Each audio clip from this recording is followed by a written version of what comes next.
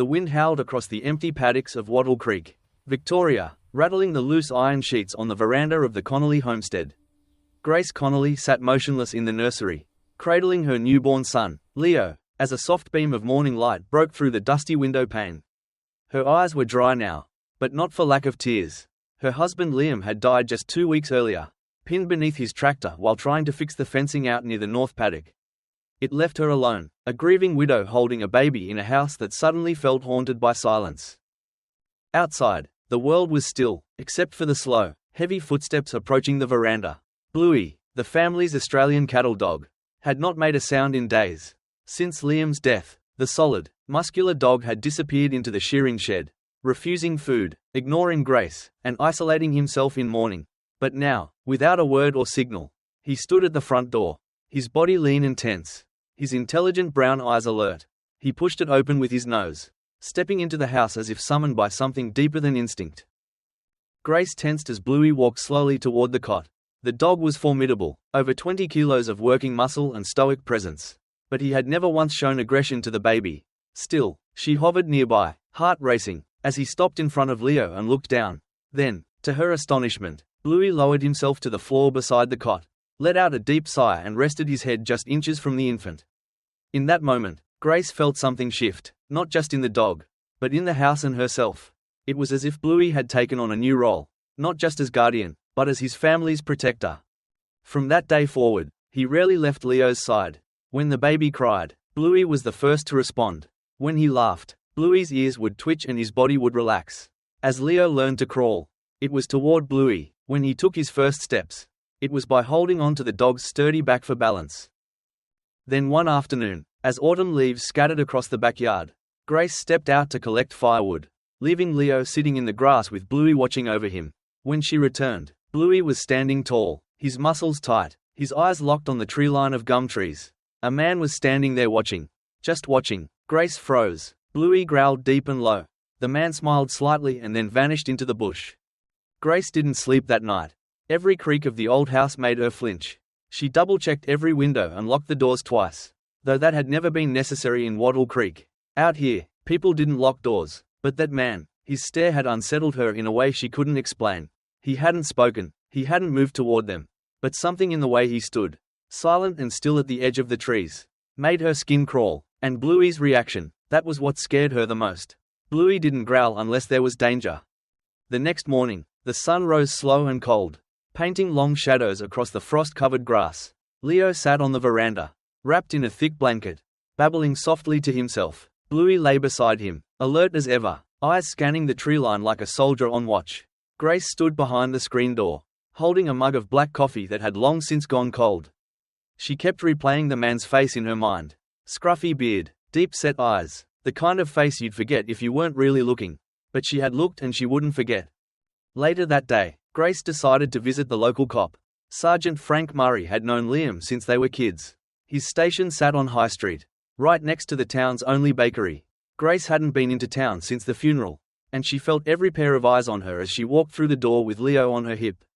The sergeant listened closely as she described the stranger. When she finished, he leaned back in his chair and scratched his jaw, eyes narrowing. "You sure you saw someone?" he asked gently, not doubting her, but measuring the weight of her fear. "There's no one new living out near your part of the valley. But I'll drive by this evening. Take a look." Grace nodded, but something in his tone felt off, like he knew more than he was letting on. Still, she thanked him and left. As she strapped Leo into the ute, she caught sight of something taped to the community board beside the servo. A missing persons flyer. The man's face wasn't on it, but something in the eyes of the teenager pictured there looked familiar. That same hollowness, that same quiet alarm. Back at the homestead, Bluey was waiting at the gate. He hadn't moved an inch from the front yard all day. Grace parked the ute and picked up Leo, glancing once more at the trees. For a second, she thought she saw movement again. Grace couldn't shake the feeling that someone was out there watching. Over the next few days, she noticed small things. The mailbox left open when she was sure she'd closed it. The gate swinging slightly even when the wind was still. A faint set of bootprints by the fence that didn't belong to her. But the most unsettling change was in Bluey. He had grown more guarded, never letting Leo out of his sight, sleeping with his head facing the windows, ears constantly twitching, eyes always scanning. He was no longer just a protector. He was on high alert. like he was waiting for something.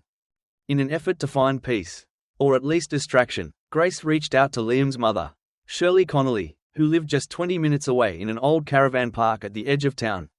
She hadn't spoken to Shirley since the funeral. Their relationship had always been complicated. Shirley was tough, brash, and never had much patience for emotional displays.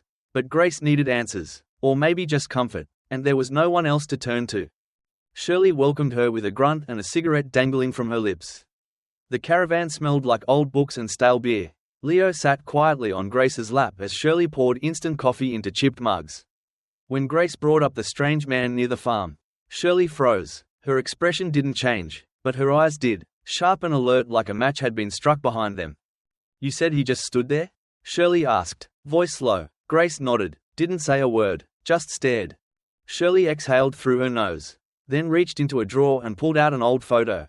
It was yellowed, the edges curled. The man in the picture stood beside a younger Liam, both of them covered in dirt, smiling faintly in front of a half-built fence.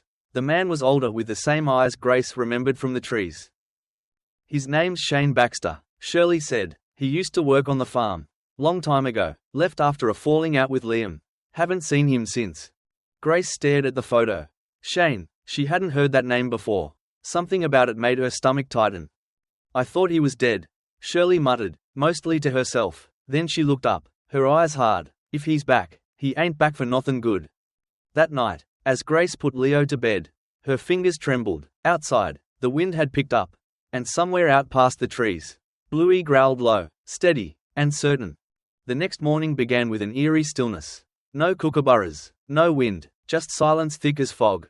Grace stood on the veranda, cradling her coffee, staring out at the paddocks. Bluey was already pacing the perimeter like a sentinel. His ears perked, nose to the air. Leo sat inside by the window, stacking wooden blocks, unaware of the tension thickening in the house. When Grace went to open the front door later that afternoon, her breath caught in her throat. There, etched into the wood just below the handle, were 3 long scratches, deep, uneven, and fresh. They hadn't been there yesterday. Her first thought was an animal, but something about the marks felt intentional, deliberate, like a warning, or worse, a message. She didn't call the sergeant this time. Not yet. Something inside her told her to wait. Sergeant Murray had brushed off her concerns too easily last time, and she couldn't shake the feeling that he was hiding something. She decided instead to visit the local records office, a dusty room tucked behind the public library, hoping to learn more about Shane Baxter. What she found only deepened the mystery. There were no recent records, no address, no employment, but buried in a folder from over 20 years ago, she found an incident report involving both Shane and Liam Connolly, an altercation that took place right on the farm. The report was vague, but 2 words stood out: property dispute, and scribbled at the bottom in the margin, Shane believed something was hidden on the land. Grace drove home with Leo asleep in the back seat, the old paper folded tightly in her coat pocket. As she pulled up the dirt road, she saw Bluey waiting at the gate, calm, but with his body angled toward the shearing shed. That's when she noticed the shed door was slightly ajar. She hadn't opened it in days, and no one else should have been able to. Heart pounding, she carried Leo into the house and laid him in his cot. Then grabbed the shotgun from the hall closet. It hadn't been fired since Liam passed, but she knew how to use it. She stepped outside, every sound amplified, the crunch of gravel beneath her boots, the distant rustle of branches, the creak of the shed door swaying gently. Bluey stood at her side as she approached, his body stiff, breathing slow. The shed smelled of dust and old wool and something else, something faint like cigarette smoke. Inside, everything looked untouched except for one thing, a footprint in the dirt, fresh and facing the house. Grace didn't sleep that night, not even for a minute.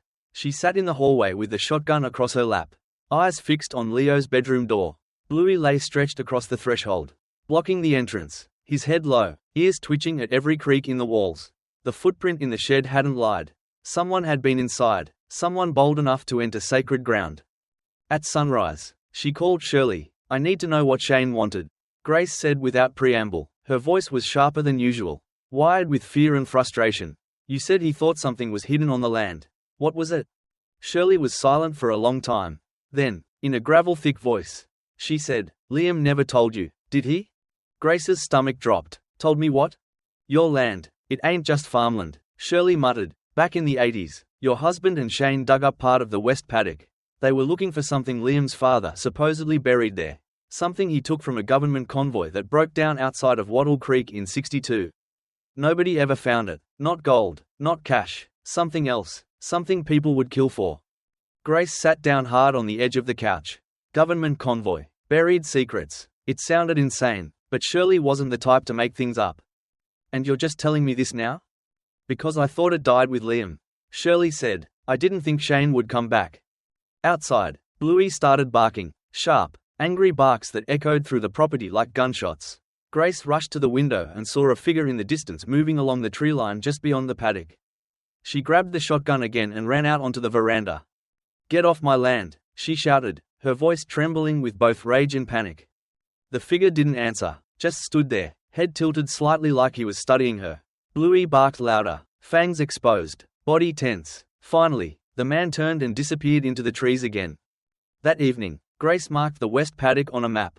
If there was something buried out there, she needed to find it before Shane did. Not for treasure, not for greed, but to protect Leo, to protect their future. She waited until Leo was asleep, bundled in blankets, Bluey curled at the foot of his cot. Then she walked out into the cool night with a torch in one hand and a shovel in the other.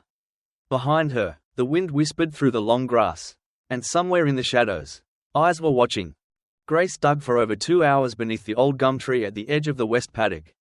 Her hands were blistered, the shovel heavy, her breath misting in the cold night air, but the soil kept giving way to nothing but roots and dust. Bluey stood nearby, his head low, ears back, as if he didn't trust the ground she was disturbing. Finally, exhausted and filthy, she dropped to her knees and let out a quiet, frustrated sob. Whatever Liam and Shane had been looking for, it wasn't there, or at least not anymore.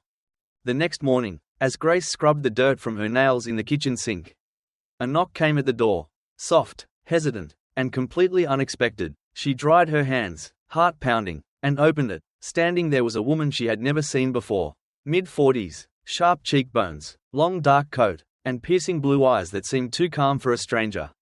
"You're Grace Connolly?" the woman asked. Grace nodded slowly. "Who's asking?" "My name's Sharon Baxter," she said, "Shane's sister." Grace didn't know whether to slam the door or step back in shock. Sharon didn't wait for either. She reached into her coat and pulled out an envelope yellowed with age. "I don't want trouble. I came to give you this." Inside the envelope was a letter, handwritten, dated nearly 2 decades ago. It was from Liam, addressed not to Grace, but to Shane. The words were bitter, full of pain and betrayal. He accused Shane of trying to claim something that wasn't his. And near the end, one line stood out like fire on paper. "If anything happens to me, protect Leo. He's not just my son."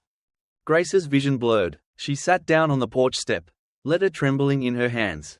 "What does that mean?" she whispered. Sharon looked down, her expression unreadable. "It means your husband lied to you. And Shane's not here for money.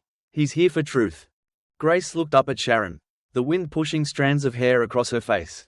For the first time since this began, the ground beneath her felt unstable, not just because of Shane's return, but because the life she thought she'd built on solid roots was starting to crack beneath her feet.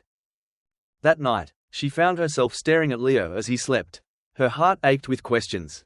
Bluey sat by the door, restless, pacing in short, anxious bursts, and just before midnight, Grace thought she saw headlights in the far distance, slicing through the trees. Someone was coming. The headlights disappeared as quickly as they came, swallowed by the darkness between the trees.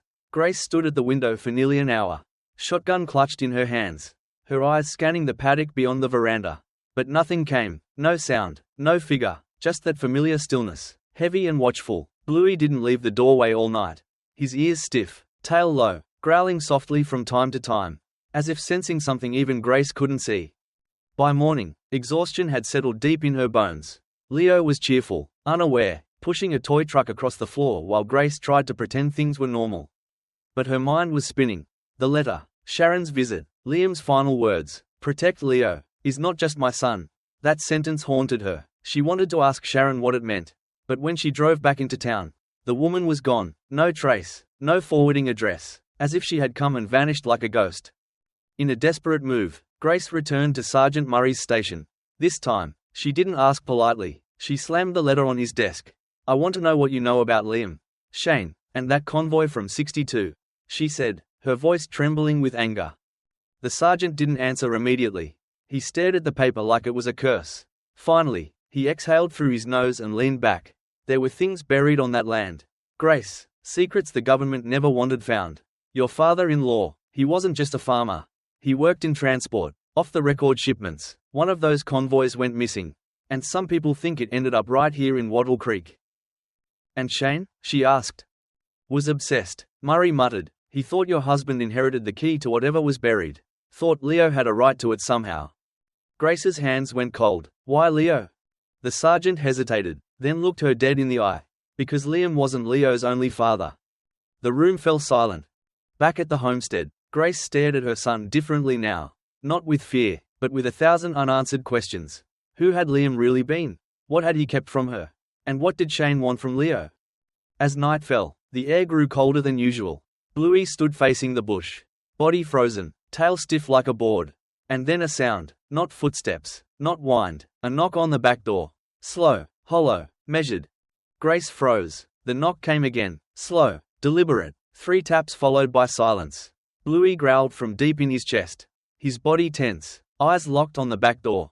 Grace grabbed the shotgun and moved quietly through the kitchen.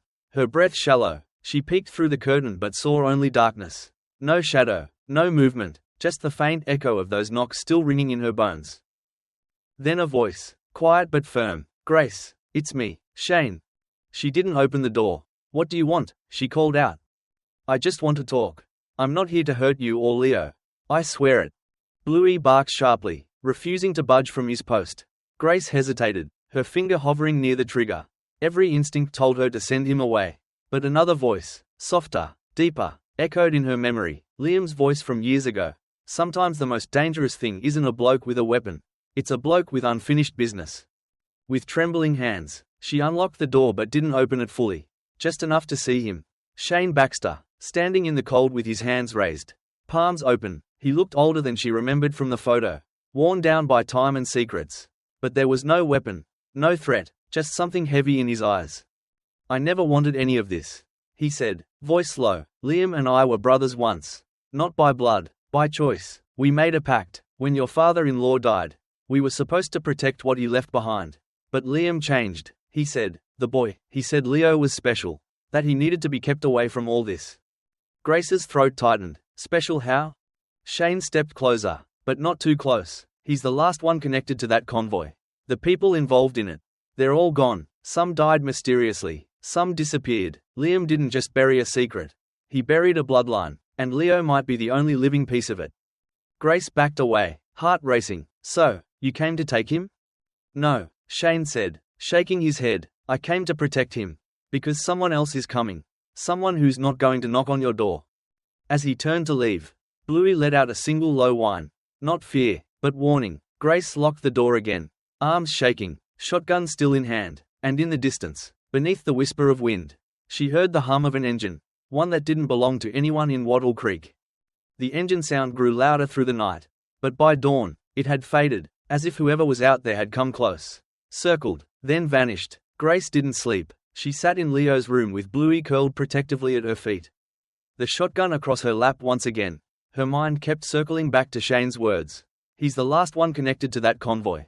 What did that even mean? How could a child, her child, be tied to something buried in government secrecy and blood? By mid-morning, the air was tense and brittle. Grace needed answers, real ones, and there was only one place left to search. Liam's old study. It had remained untouched since the funeral. The door closed like a sealed memory. She stepped inside, the scent of cedar and dust thick in the air. Books lined the shelves, some about farming, some military history, and others locked away behind glass. It was like walking into a time capsule of a man she realized she'd never fully known.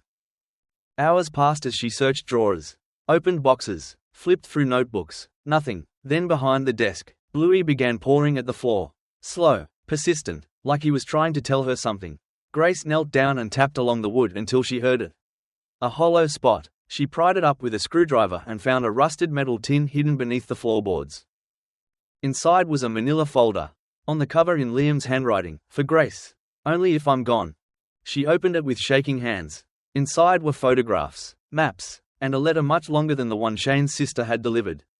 The letter explained everything. The convoy in 1962 had been carrying experimental documents, data, and something else, something alive, not alien, not supernatural, but human, altered, part of a classified trial that was buried when the project funding ended. Liam's father had stolen one of the infants. Not to harm, but to protect. That child eventually became Liam's brother. And when he died, Leo was born. Leo wasn't the biological child of Liam. He was the son of the last living subject of that experiment. And now someone wanted him. Grace's breath caught in her chest. Her son, her sweet, innocent boy, wasn't just a child, he was a target. At that moment, Bluey began to growl. Low, steady. Grace rushed to the window. And this time, there were no shadows, no distant figures, just a black four-wheel drive pulling up to the edge of the property. Slow and silent, whoever they were, they had finally arrived. The black vehicle rolled to a stop at the edge of the paddock. Its windows tinted, engine humming low like a predator's breath. Grace stood on the veranda, shotgun in one hand, Leo held tightly in the other. Bluey stood between them and the vehicle. His body braced, a deep, continuous growl vibrating through his chest. The air felt electrified, heavy with finality.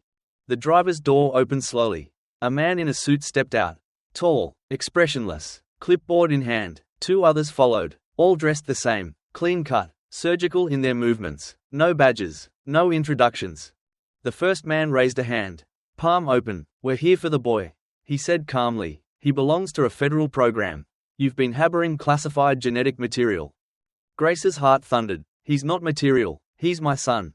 The man's eyes didn't flinch. You can cooperate or we take him by force. In that instant, Bluey surged forward with a roar that shattered the silence. The agents reacted, one reaching for a taser. But Bluey was too fast. He knocked the first man to the ground, his jaws clamping down on his arm. The second reached for his weapon. But Grace fired a warning shot into the air. The blast echoed across the valley, stopping everyone in their tracks. You take one more step, she shouted, and I'll bury all of you where you stand. The lead agent, now on the ground, bleeding and humiliated, looked up at her. You think you can keep this quiet forever? That boy's blood isn't just valuable. It's unstable. He's not what you think he is.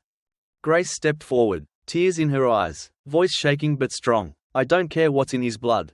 He's my son and you're not taking him. Suddenly, the sound of tires on gravel interrupted the standoff.